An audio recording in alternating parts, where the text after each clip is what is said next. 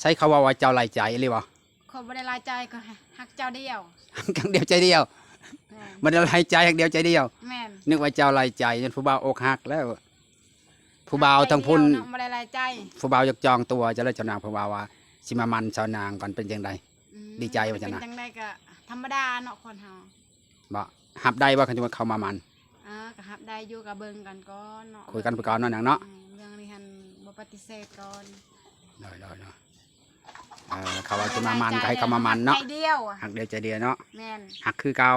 หักคือเก่าบ๊ายบายสดเด้อบ๊ายบาย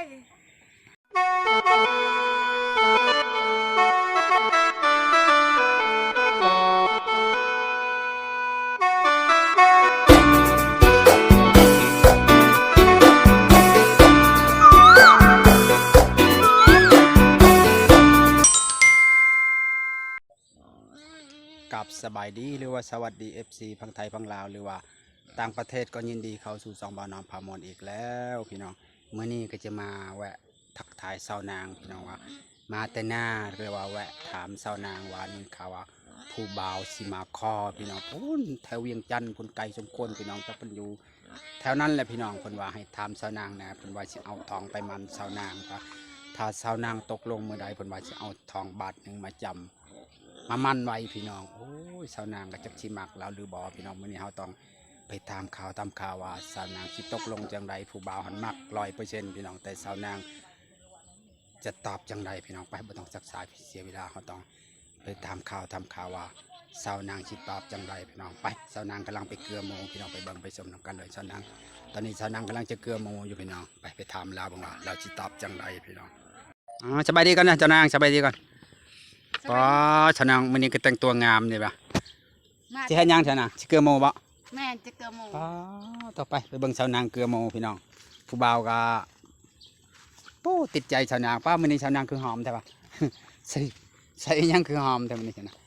คือว่าตังบ่เพียงชนะมันบ่ความบ่ตังบ่เพียงนะป้าหมูก็งามคนก็งามหมูก็งามบ่ใช่มันลูกโมตอนนั้นคืออะไรจ้ะนะขายยัง3 ต่อขายจากโตขาย3 ต่อแม่น3 โตขาย4 ต่อ4 ต่อประมาณนี้แหละขาย4 โตคือผู้ชื่อโทรศัพท์ใหม่ละปันนี่เขาเอาไปซื้อปุยเลยยังเหลือแต่ปลายมันเขาให้ได้2,000ขายโมไปซื้อพุยเงิน3 ต่อโมก็ฉมักปันคนแล้วในโมเนาะชาวนางเกลือโมจอยแล้วโมเนาะหมัดผูกไว้เนาะตะกี้ได้ตุยโมจ้ะเนาะตะกี้มันตุยได้ทีนี้ไล่เนี่ยมากินแล้วนะตะกี้ตุยในโมเนี่ยเพราะมันได้ลูกแล้วมันจอยเนาะเป็นไรชาวนางสดคือเกาบ่ชั่วโมงเนี่ยเรียกว่ามีผู้บ่าวเลยกระเบิงไปก้อนเนาะลงผู้บ่าวกระเบิงไปก้อนยังบ่ฮู้บ่มีแล้วบ่หรือยังบ่มีผู้ใหม่ฮะยังบ่มีสดคือเก่าชาวนางสดคือเก่าพี่น้องเกลือโมผู้บ่าวเวียงจันทน์ให้ถามข่าวว่าเป็นจังไดชาวนางสดคือเก่าว่าพระชาวนางหุ่นดีนะเนาะเฮ็ดมันผู้บ่าวมักหุ่นชาวนางนี่บ่ดีเนาะมีคนมักก็ดีแล้วยันแต่บ่มีคนมักเท่าไหร่ยันจะมีคนมักได้สิได้ลูกเคยเวียงจันทน์เลยบ่เนาะได้ก็ดีสิได้ลูกเคยเวียงจันทน์เลยบ่บัดนี้เบิ่งกันก่อนบ่คือเบิ่งมีแต่เบิ่งกับเบิ่งเนาะชาวนางมีแต่เบิ่งตลอดเนาะเบิ่งก่อนจะใช้น้ำมันเลยเอาน้ำอีกน้ำเบิ่งอีกปีปลายพุ่นละน้ำบ่พอเพราะว่าเฮายังบ่ฮู้นิสัยกันต้องวัดนิสัยกันก่อนเนาะชาวนางไปเอาน้ำยังบ่พอพี่น้องพุ่นป้าเอาน้ำนองแล้วไปนางให้กินเอาลดแล้วนะก็เลยชาวนางมาเบิ่งขั้นก่อนเด้อผู้บ่าวเด้อจักพี่ช่างชื่อผู้บ่าวเขาลืมชื่อแล้วนะบ่าวหลอดเนาะชื่อบ่าวหลอดชาวนางเข้ากันบ่เนาะบ่าวหลอดชื่อบ่าวหลอดมันสิรอดอยู่บ่บ่าวหลอดชื่อผู้บ่าวเป็นบ่าวหลอดจนว่าโอ้ย คักสาวนางน่ะนั่น ไม่ใช่เด้อ มื่นจะไปใจมื่นฉันมือ ถ้ามีเวียกก็สิไปรับจ้าง รับจ้างบ่ รับจ้างดำนามันมีเวียกแล้วก็อยู่เนาะ ดุเลยสาวนางแต่ละมือบ่ได้อยู่บ่นางบ่ได้ไปหาเฮ็ดนึงบ่ได้นี่ฮะ ถ้าไปเฮ้ไปหาเห็ดเพาะอยู่โคกกันยางเอาจน ไปแต่เฮิงนะฮะ เคยแต่เหิงไปจนช่องเถื่ออะไร บ่เฮ็ดหยังได้บ่เฮ็ดเพิ่ง เห็ดเพาะ เฮ็ดละงกออกแล้วบ่ เห็ดละโงกยังไม่ได้เอาได้แต่เห็ดเพาะ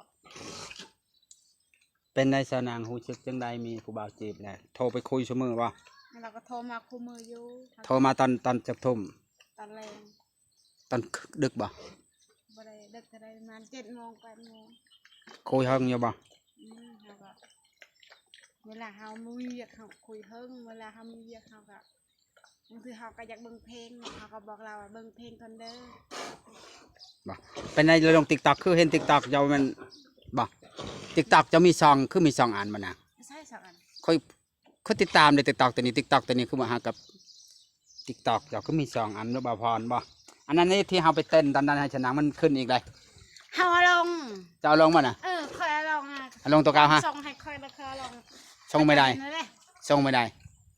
ก่อนแล้วส่งมาเฮ็ดคลิปแต่โดนแต่โดนหาไปเด้ แล้วส่งไม่ได้อีก ส่งแต่โดนถ้าค่อยเอาลง น้ำมันยังอยู่ติ ยังอยู่ค่อยเอาลงหากเอาลง3-4 มือนี่ฮอต อืม ขึ้นตัวเอแหละก็ว่าเตรียมตัวสิไป คนเบิ่งหลายแล้วคนแชร์หลายๆ เป็นคนแชร์อยู่ ดังเนาะเป็นคนดังเอาลงแป๊บเดียวนั่นน่ะนะเฮาเห็นเจ้าลงโอ้ TikTok สาวนางดังได้เฮาแชร์เอาลงเฟซได้คน เพราะ เบิ่ง ว่า หลาย หน้าค่อยบ่ขาวแต่ค่อยก็มักเจ้าเด้อผู้บ่าวนะ คนเบิ่งหลายเนาะ คนเบิ่งหลาย ขนาดผู้บ่าวแซวๆแล้วมาเนาะจ้ะนาง มีเลยเนาะมีผู้บ่าวแต่เขาบ่ฮักหั่นแห อ้า ละ วโมจะเป็นหยังอะ มันกินหลายมันสมัคร สาวนางนี่ลง TikTok ก็คนเบิ่งหลายเนาะนาง โดย ผู้บ่าวหลายแต่บ่มีไผเอา มีแต่ผู้บ่าวแต่บ่มีคนเอา บัดคน แต่เขาบ่ฮักเนาะ บัดเขาสิเอาอีหลีบัดบ่เอาเด้ เอาก็เบิ่งกันก่อนเนาะ บัดคนบ่เอาบัดมักบัดคนบ่มักบัด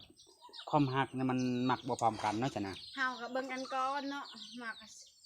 เอาสุ่ม4สุ่ม5เนาะยังบ่ฮู้จักนิสัยกันเบิ่งกั เนาะ นก่อน ต้องคบไปก่อนเนาะจ้ะนะ คบไปก่อนเนาะ คุยกันก่อนเนาะบ่ว่าเราคุยเห็นกันมือเดียวสิมักกันแม่นบ่นาง แม่นคน ต้อง เฮา คุยไปเรื่อยๆแม่นบ่ เบิ่งกันก่อนปีหน้าบ่หรือว่าปีกะก็เบิ่งไปก่อน ยังขี้ลายก็อยากปีหนึงเนาะ อืม จะค่อยว่ากันเนาะนางสาวนางบอกว่าเบิ่งกันก่อนพี่น้องเว้ยเพราะว่ามาเห็นหน้าเห็นตากันมือเดียวก็สิว่าสิเอามาขอชาวนางก็ยังบ่พร้อมแม่นบ่นาง แม่น คนเฮายังบ่ได้รู้จักนิสัยใจคอกันเนาะ เบิ่งกันก่อน ว่าจะคนติดยาจะคนติดหยังหาบ่แน่ใจคนเนาะ เพราะว่าชาวนางก็ เพราะ เคย ว่าเฮาก็ยังบ่ฮู้จักบ้านเนาะ เพราะว่าชาวนางก็เคยสร้างครอบครัวแล้วก็คนหนึงก็ติดยาไปก็ได้เลิกกันเนาะนาง แม่น แต่คนที่ซองนี่ก็คือว่าเนาะก็จะว่าจิตยานนั่นแหละพอสิเอาได้เนาะก็ต้องเบิ่งวัดกันวัดใจกันก่อนเนาะชาวนาง เบิ่งกันก่อน เพื่อสิคนเฮาเพื่อสิได้เอากันก็บ่แม่นง่ายเอาก็จะได้เป็นเฮือนเป็นชานบ่นาง เถื่อกับคนเฮาเนาะเอาแล้วก็ปะกันก็มี เอาปะขี้คร้านอยากเป็นรอบ2รอบ3บ่ชาวนาง หอบหนึ่งเลย แม่น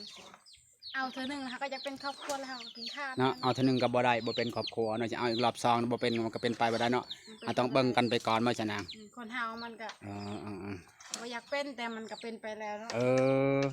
บ่ได้ตัดสินใจว่าบ่มักชนะแต่ว่ามักบ่มักก็ยังบ่มีคำตอบเพราะว่าต้องคบไปก่อนบ่นาง เบิ่งไปก่อน เบิ่งไปก่อนคบไปก่อนคุยไปเรื่อยๆเนาะนางเนาะประมาณยังกี่รายก็เดือนที่2เดือนปีหนึงเนาะ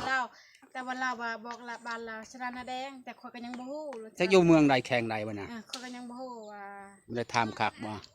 เฮาก็ลืมถามจักเราอยู่ไสตอนเรามามื้อนั้นเนาะ อยู่ไกลพุ่นเนาะเฮาก็ อยู่ ยังบ่ฮู้ ไกลเนาะเรามาฮอดเฮือนฮอดชาน บางคนเนาะบางคนก็แน่นอนบางคนก็บ่แน่นอนเนาะ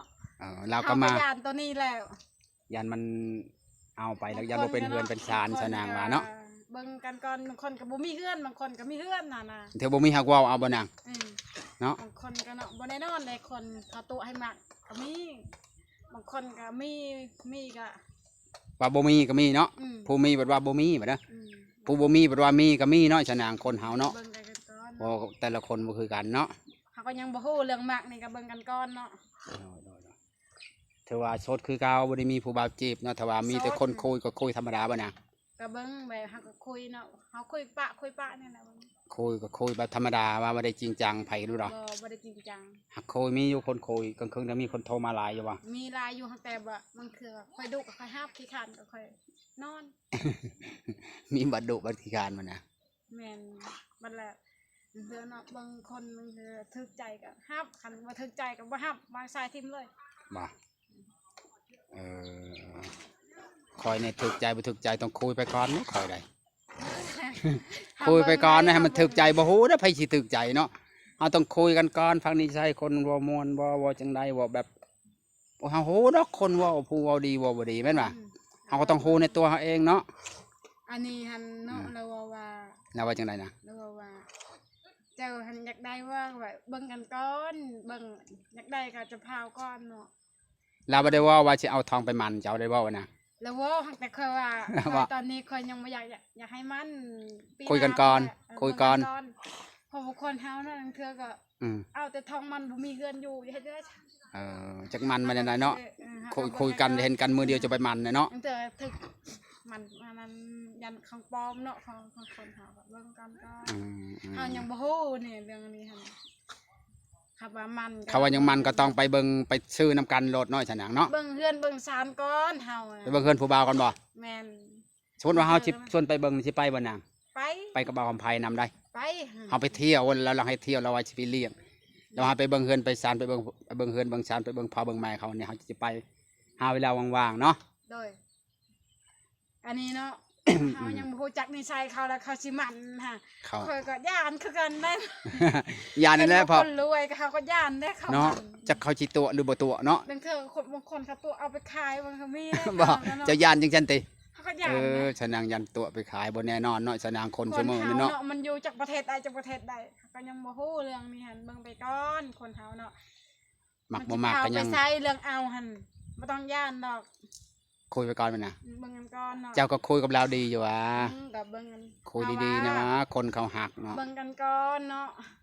เขาว่าไปสิว่าจะลาแล้วว่าแล้วว่าจะสิเอาบ่ค่อยสิไปมันก่อนค่ะบ่ค่อยเรื่องนั้นหั่นค่อยเบิ่งกันก่อนถ้าว่า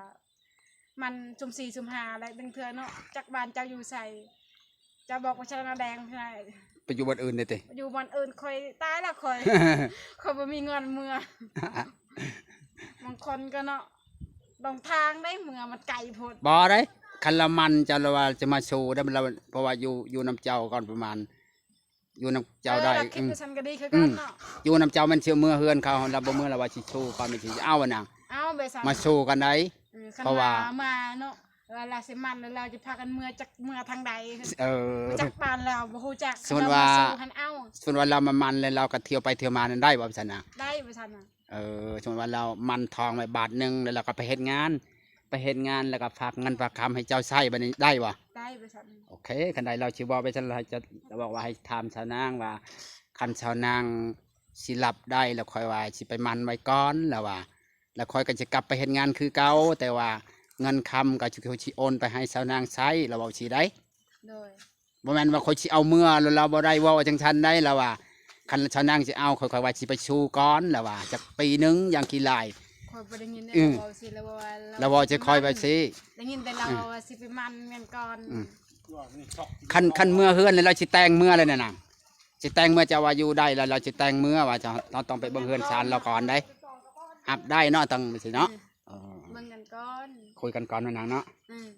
โอเคสำเนียงก็บ่มีหยังไอ้ถามสำนี้ว่าขอบใจบ๊ายบายฮะ ขับใจเด้อ บ๊ายบายบ่มีหยังบรรยากาศขอบใจ FC ทุกคนเพราะว่าชาวนางก็มักอยู่แต่ว่ายังบ่ทันตัดสินใจว่าสิเอาเนาะนางคบไปก่อนเนาะ โอ้ยชาวนางนี่งามเลยชาวนางละอ้วนขึ้นปู้เพราะว่าบนอื่นก็คือสิมักชาวนางลายอยู่เลย ชาวนางก็เป็นคนผิวขาวเนาะเป็นคนดำนะชาวนางถ้าเราแต่งตัวก็งามอยู่ชาวนางมันเป็นคนขี้ร้ายเลยนะชาวนางกับสำบันชำเมืองอยู่พี่น้องเพราะว่าชาวนางก็โสดคือเก่าเพราะว่าวัดใจกันก่อนพี่น้องโอ้ใช้งัวเจ้าชาวนางไปใส่หมดชาวนางวันนี้ก็จะจบคลิปซ้ำนี้พี่น้องเพราะว่าถามชาวนางละเอียดแล้วเพราะว่าสิได้